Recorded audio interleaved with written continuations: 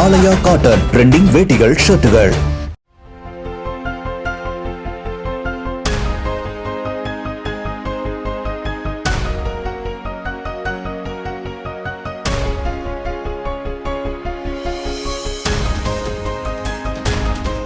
தமிழகத்தில் தொழில் முதலீடுகளை ஈர்ப்பதற்காக தொழில்துறை அமைச்சர் கீர்த்தனா தென்கொரியாவில் சுற்றுப்பயணம் மேற்கொண்டிருக்கிறார். இந்த பயணத்தில் அவர் ஹூண்டாய் கனரக தொழில் நிறுவனத்தினருடன் பேச்சுவார்த்தையில் ஈடுபட்டார். ஹூண்டாய் கனரக தொழில் நிறுவனம் முன்மொழிந்த தூத்துக்குடியில் கப்பல் கட்டும் தளம் அமைப்பது குறித்து அமைச்சர் ஆலோசனையும் மேற்கொண்டார்.